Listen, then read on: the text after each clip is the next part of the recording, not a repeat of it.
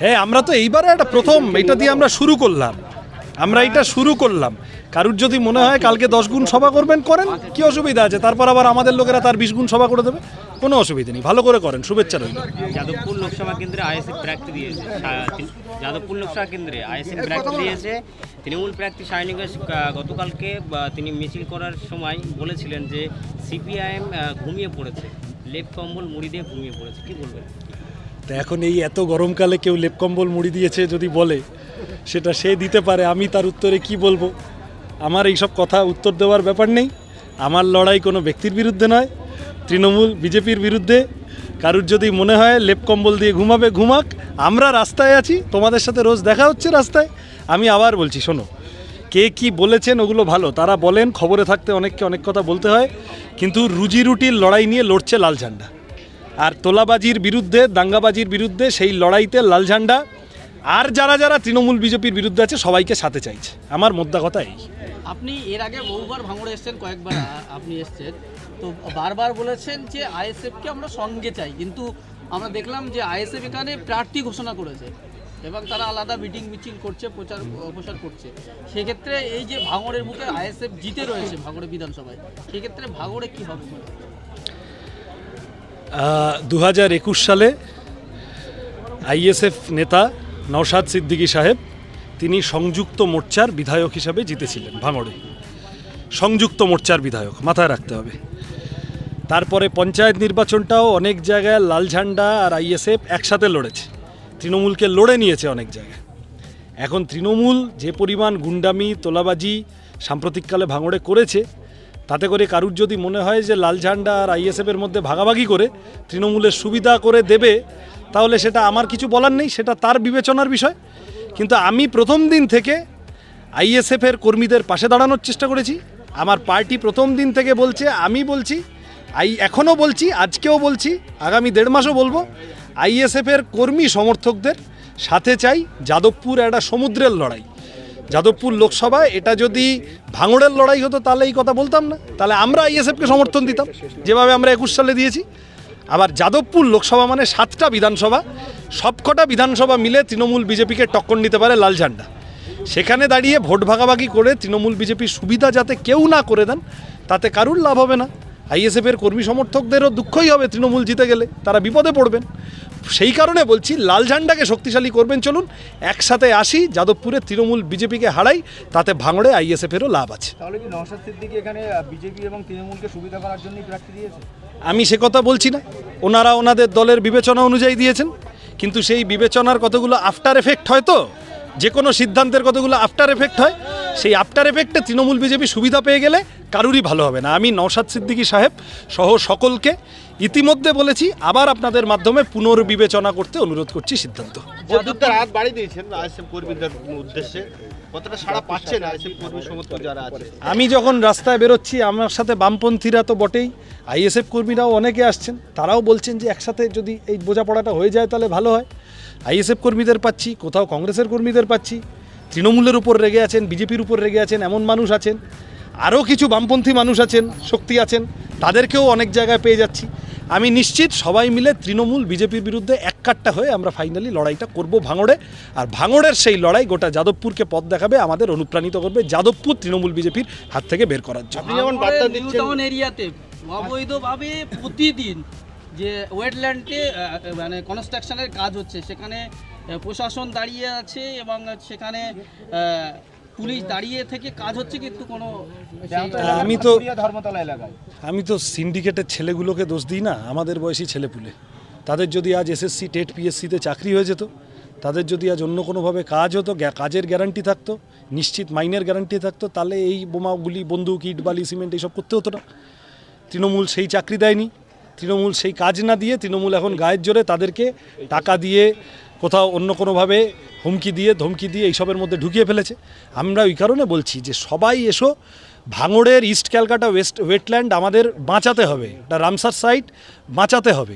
গোটা পৃথিবীর মানে ভাঙড়ের এইটা গোটা পৃথিবীর কাছে গুরুত্বপূর্ণ। এই পূর্ব কলকাতা জলাভূমি আমাদের দেশের জন্য অত্যন্ত গুরুত্বপূর্ণ প্রাকৃতিক সম্পদ আমাদের, তার সাথে যারা এখানে টাকা দেখেছে, মধুভাণ্ডার দেখেছে, ভাঙড়ে টাকার খনি দেখেছে, তারা এসে এইসব ইল্লিগাল কনস্ট্রাকশন করছে। এইগুলোর বিরুদ্ধে নির্দিষ্ট আকারে যা কাজ করার আমরা অতীতেও আওয়াজ তুলেছি।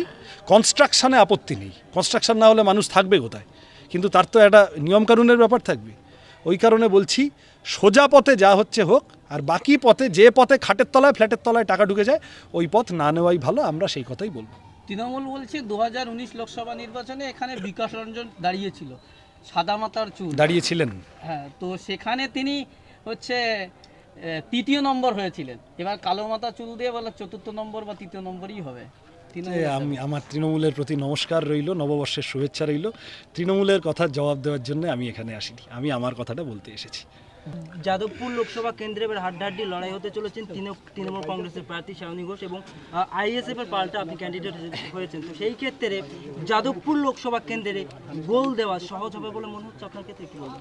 আরে ওয়ালে অনেক লোক দাঁড়িয়ে থাকে, তারপরেও তো ফ্রি কিকে গোল হয়, দেখো না, ঠিক কোনায় দিয়ে পোস্টে হয়ে যাবে, কোনো অসুবিধা নেই। যাদবপুর বামপন্থীরা জেতার জায়গায় আছে, মানুষ ভোট দিতে পারলে যাদবপুর বামপন্থীরা জেতার জায়গায় আছে। এই কনফিডেন্স আমাদের প্রত্যেক দিন বাড়ছে, যত রাস্তায় বেরোচ্ছি বাড়ছে। পুলিশ দিয়ে, প্রশাসন দিয়ে, গুন্ডা দিয়ে, নাম কেটে দেবো প্রকল্প থেকে, এইসব ভয় দেখিয়ে এই জয়ের রথ আটকানো যাবে না। আমরা একসাথে লড়ছি, এই লড়াইটাই আরও সহজ করার জন্য আইএসএফ সহ সকলকে পাশে চাইছি। তাহলে আইএসএফ এর ক্যান্ডিডেট যিনি হয়েছেন নূর আলম খান, তিনি একজন অ্যাডভোকেট, তো সেই ক্ষেত্রে তারা মানে যাদবপুর লোকসভা কেন্দ্রে জেতার কোনো প্রভাব নেই? মানে আমি জানি না, আমি খালি চোখে বেরিয়ে ভাঙড়ের বাইরে অন্যান্য জায়গায় খুব আইএসএফের একটা বড় শক্তি আছে এরকমটা দেখতে পাই না। ওনাদের দলের মনে হতে পারে আছে, সেটা ওনাদের মনে হওয়া, ওনাদের নিশ্চয় ওনারাও অঙ্কটঙ্ক করেছেন। আমার ওনার প্রতি শুভেচ্ছা রইল। আমি আবেদন করব, যাদবপুর লাল ঝান্ডার পুরনো জায়গা। যাদবপুর মানে সোমনাথ চ্যাটার্জি, দীনেশ মজুমদার, বুদ্ধদেব ভট্টাচার্য, সুজন চক্রবর্তী।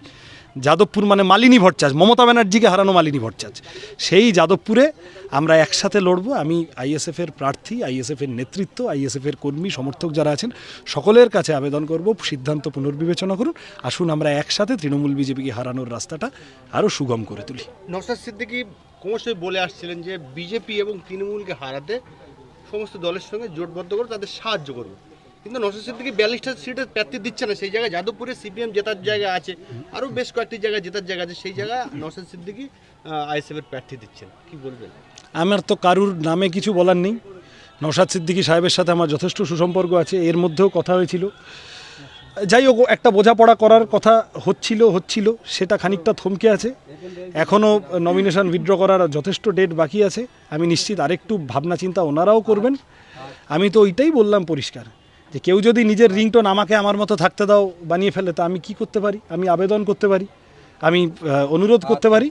আমার ফোনের রিংটোন হচ্ছে বাড়িয়ে দাও তোমার হাত, আমি আবার তোমার পাশেই হাঁটতে চাই। আপনি ফোনে কি বললেন না বললেন সেটা বড় কথা না, আমাদের মাধ্যমে নওশাদ সিদ্দিকী কি বলবেন যে আইএসএফের যে প্রার্থী এতক্ষণ ধরে বলছি তোমাদের মাধ্যমে, আবার বলছি, যাদবপুর 7টা বিধানসভা মিলিয়ে তৃণমূল বিজেপিকে হারানোর সব থেকে কাছাকাছি আছে লাল ঝান্ডা।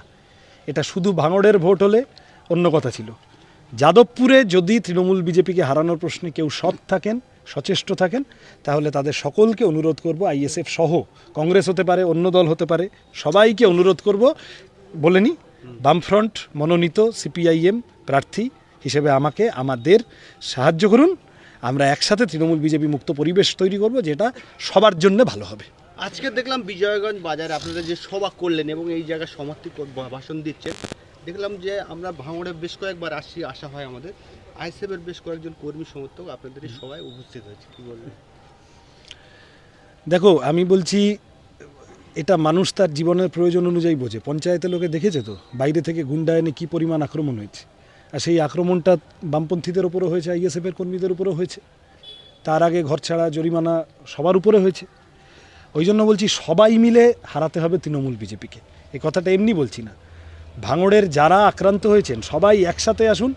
বিজেপি তৃণমূলে সেট হয়ে আছে, এই দুটো দলের বাইরে গিয়ে আমাদের এই দুটো দলের বাইরে একটা শক্তি হিসেবে বেরোতে হবে। তাতে ভাঙড়কে রক্ষা করতে হবে, যাদবপুরকে রক্ষা করতে হবে। ফলত যারা আক্রান্ত হয়েছেন, যারা মনে করছেন তৃণমূল বিজেপি ঠিক নয়, তাদের সবাইকে ওই কারণেই বলছি তো, লাল ঝান্ডার পাশে আসুন। কেউ এসেছেন স্বাগত জানাই, আরও কেউ যদি ভাবেন, তাদের সবাইকে আবেদন করছি, যারা অন্য কোথাও আছেন হয়তো আসবেন না, তাদেরকেও আবেদন করছি যে আসুন, আপনি আপনার মতো করে একটু ভেবে দেখুন যে আমরা একসাথে লড়াই